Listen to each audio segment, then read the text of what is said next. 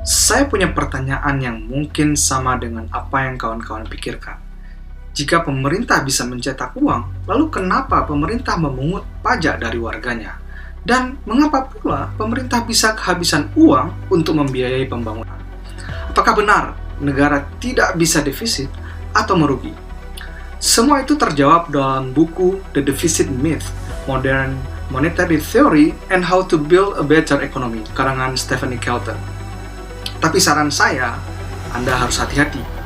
Buku ini bisa membuat Anda, dalam tanda kutip, membongkar keyakinan Anda dalam memahami ekonomi. Jadi, Anda harus siap.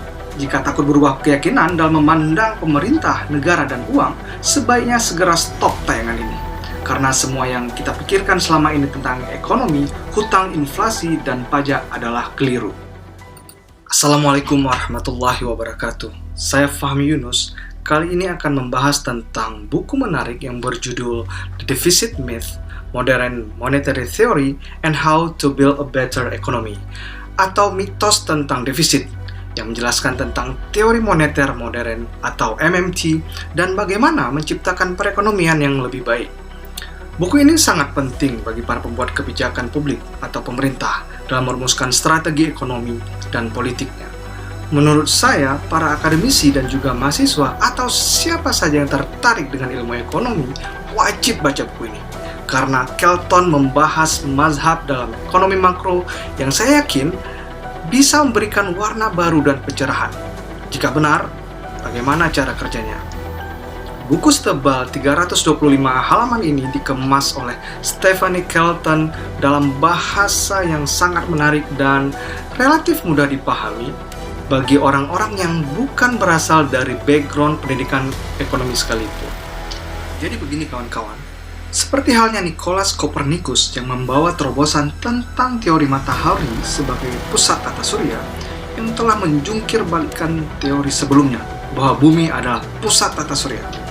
Teori ini kemudian munculkan revolusi ilmiah yang mengubah drastis pemahaman kita tentang sistem tata surya. Terobosan yang sama juga dibutuhkan untuk kita memahami tentang defisit dan hubungannya dengan perekonomian suatu negara.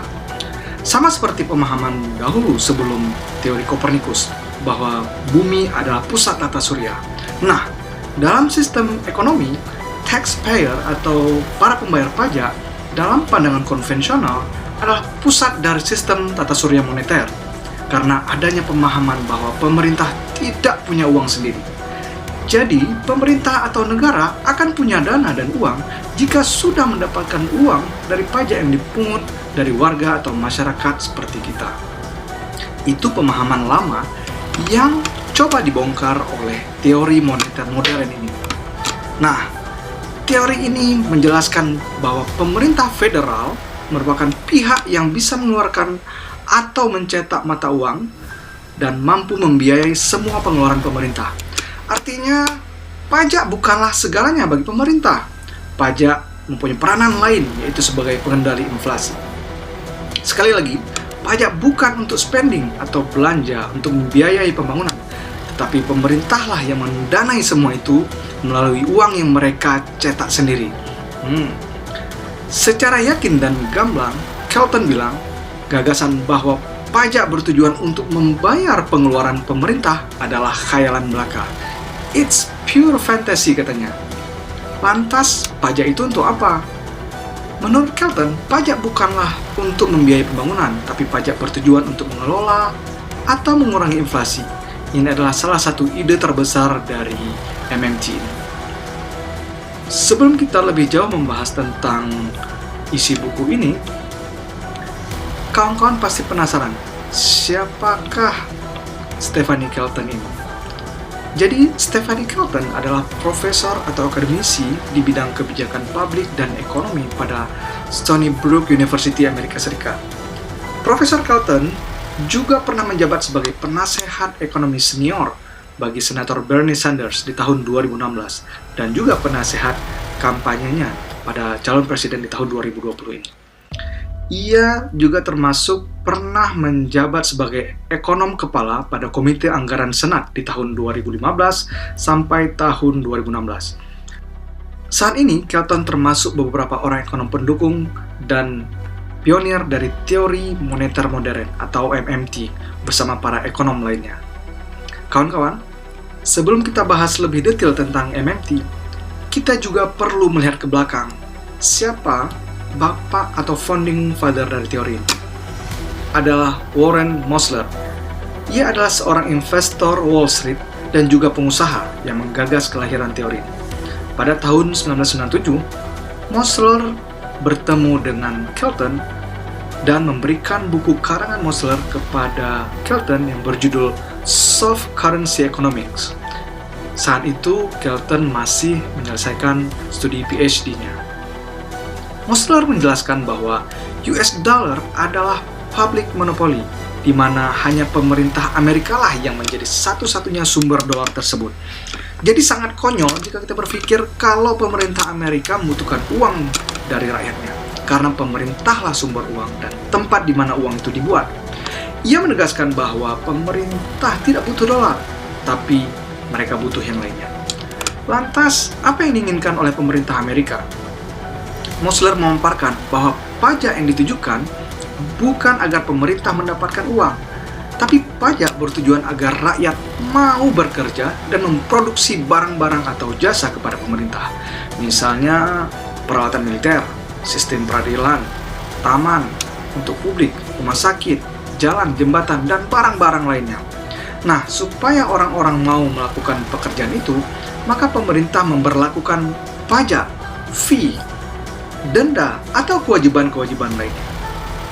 Kelton saat itu shock mendengar temuan Mosler. Ia masih belum percaya begitu saja. Namun sejak saat itu ia mulai mempelajari lebih dalam tentang bagaimana uang bekerja, defisit, pajak, inflasi, hingga kemudian bersepakat dengan Mosler dan para ekonom lainnya untuk mengembangkan teori moneter modern ini atau MMT. Secara garis besar, buku yang terbit pada tahun 2020 ini terdiri dari 8 bab dan 1 bab pengantar. Kelton mengurai ada 6 mitos yang perlu dibongkar agar kita memahami ekonomi suatu negara, khususnya seperti Amerika Serikat. Mitos pertama yaitu bahwa pemerintah federal harus membuat anggaran atau budget seperti rumah tangga. Padahal realitasnya tidak seperti itu.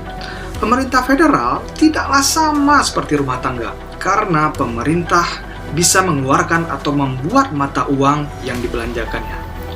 Sementara rumah tangga biasa hanyalah pengguna mata uang atau currency, sedangkan pemerintah adalah pencipta atau pihak yang bisa mengeluarkan currency. Dan ini menjadi salah satu inti penting dari teori MMT, bahwa pemerintah bisa menciptakan uang dan memonopolinya, karena ia adalah satu-satunya pihak yang bisa melakukan itu. Mitos kedua, bahwa defisit adalah bukti dari pengeluaran yang berlebihan. Itu menurut Kelton. Padahal sebenarnya, untuk melihat bukti dari pengeluaran yang berlebihan adalah dengan melihat angka inflasi. Lantas, kenapa bisa demikian? Kelton menjelaskan bahwa benar defisit tercatat dalam pembukuan pemerintah jika pengeluaran lebih besar daripada uang pajak yang masuk. Tapi itu saja belum lengkap. Contohnya seperti ini.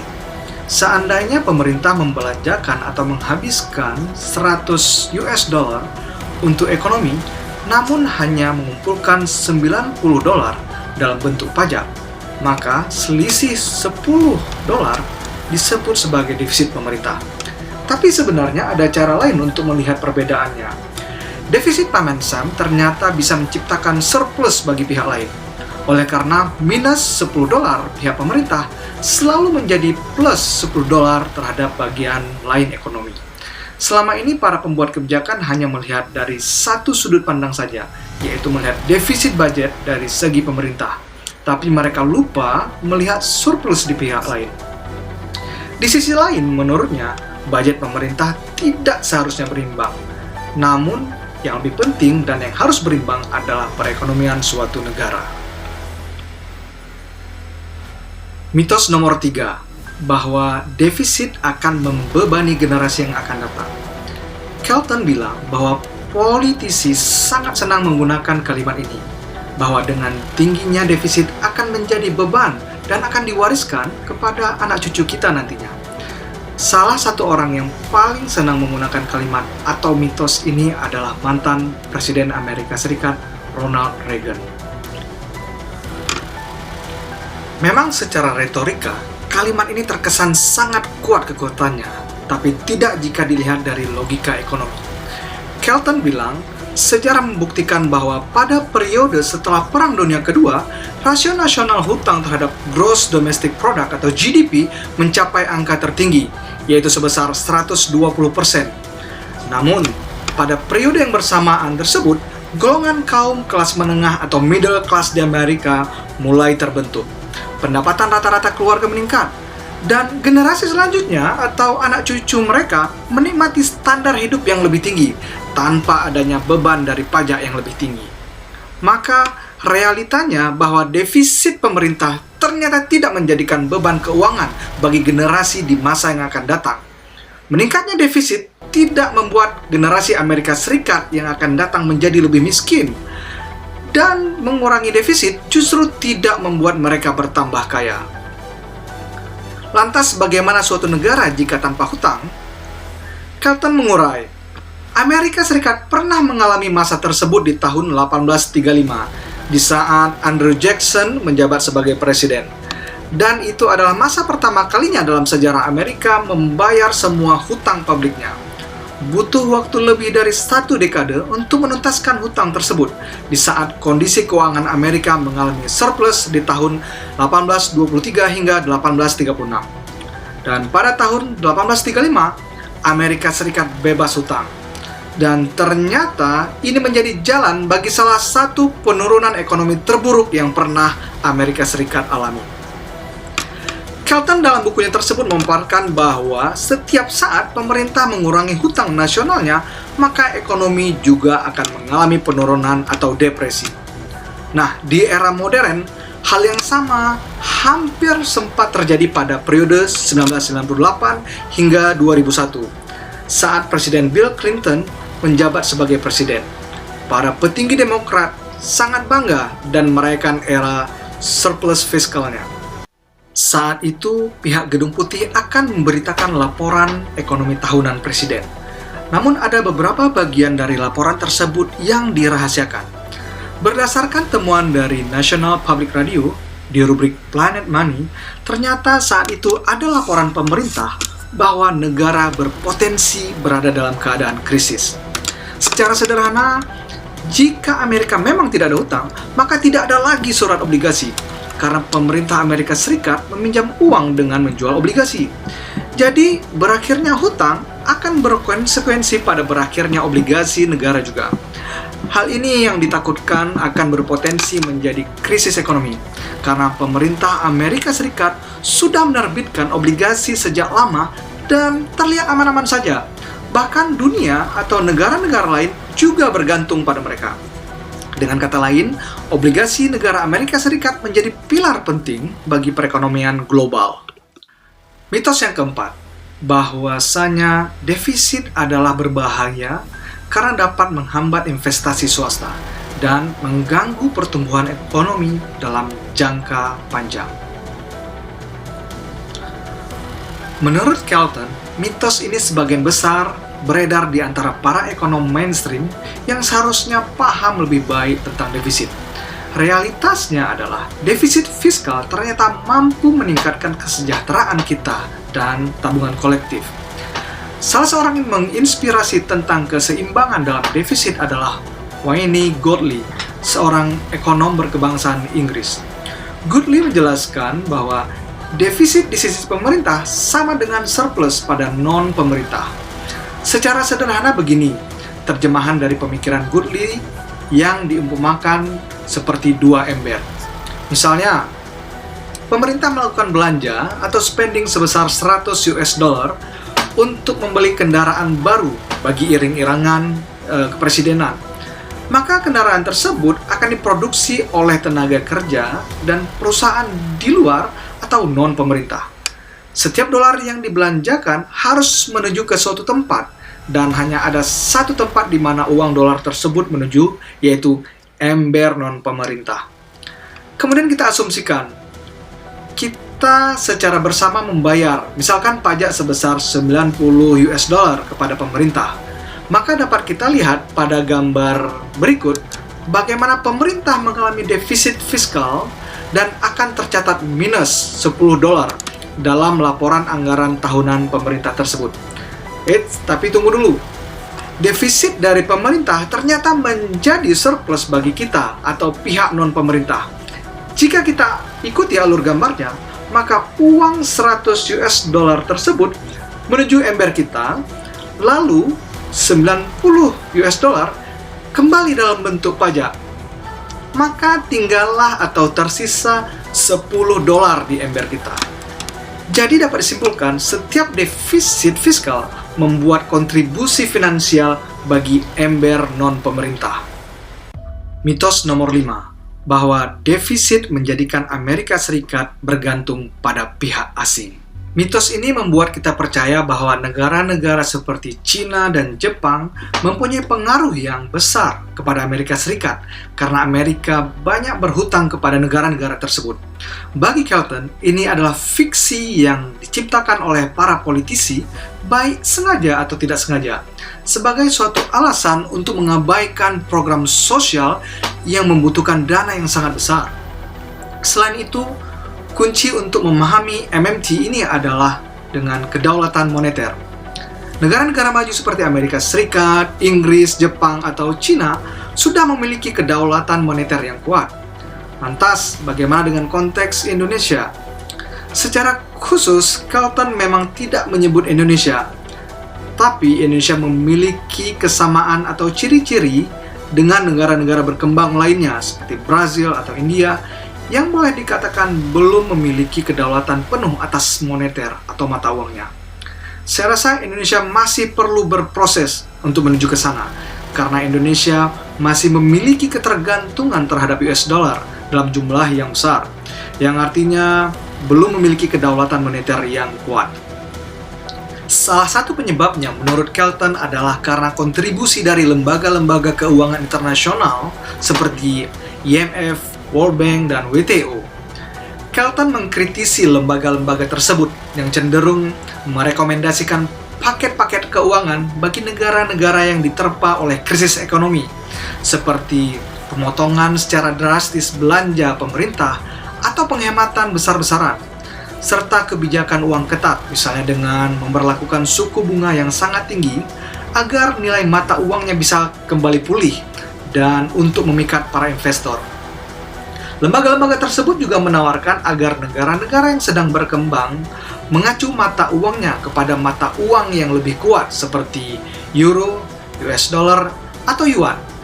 Kebijakan ini dikritisi oleh Kelton sebagai upaya melemahkan atau meninggalkan upaya-upaya negara-negara berkembang untuk menegakkan kedaulatan mata uangnya. Terakhir, mitos yang keenam. Hak-hak masyarakat seperti keamanan sosial, jaminan kesehatan, dan bantuan obat-obatan dianggap dapat memicu atau mendorong kepada krisis fiskal dalam jangka waktu yang panjang. Dan Kelton menunjukkan bahwa ini adalah pola pikir yang keliru. Baginya tidak ada alasan yang baik untuk memotong manfaat jaminan sosial, oleh karena pemerintah akan selalu mampu memenuhi kewajibannya disebabkan oleh pemerintah tidak akan kehabisan uang. Kemampuan negara menciptakan uang untuk menjamin hak-hak seperti jaminan kesehatan juga diakui oleh legenda ekonomi Amerika Serikat, Alan Greenspan, yang juga mantan gubernur Bank Sentral atau The Federal Reserve. Ada cerita yang menarik. Pada tahun 2005, Paul Ryan, salah seorang anggota Kongres, ngotot ingin melakukan privatisasi program pensiun. Saat itu, Ryan bertanya kepada Greenspan, apakah ia setuju bahwa jaminan sosial sedang mengalami masalah finansial dan dengan melakukan privatisasi dapat mengatasi krisis tersebut.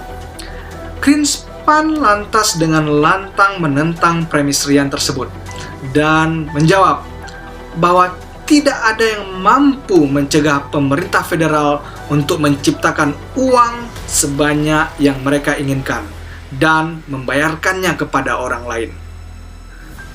Dan sebenarnya masih banyak hal-hal menarik lainnya yang dibahas dalam buku ini, yang tentunya membuat Anda penasaran. Dan juga banyak kritik terhadap buku ini, baik yang berasal dari para ekonom, politisi, pemerintah, para akademisi, dan pihak-pihak lain yang tidak sepakat sepenuhnya dengan gagasan Kelton dalam buku ini. Saran saya, silakan baca buku ini agar Anda dapat paham secara lebih mendalam tentang apa dan bagaimana teori moneter modern atau MMT ini bekerja, dan bagaimana berkontribusi bagi ekonomi, bagi perekonomian suatu negara. Terima kasih.